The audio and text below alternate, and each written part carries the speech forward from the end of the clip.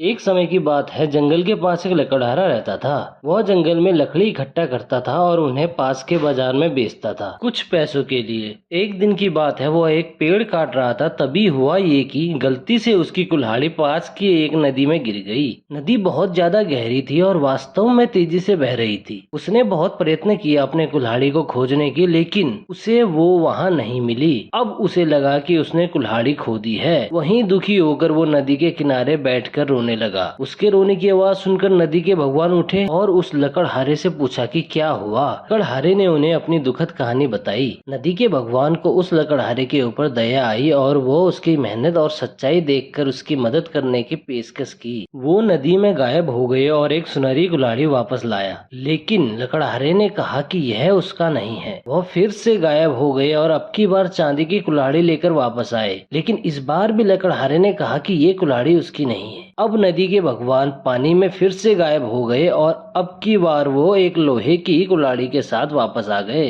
लकड़ी की कुल्हाड़ी देखकर लकड़हारा मुस्कुराया और कहा कि यह उसकी कुल्हाड़ी है। नदी के भगवान ने लकड़हारे की ईमानदारी से प्रभावित होकर उसे सोने और चांदी की दोनों कुल्हाड़ी से भेंट किया।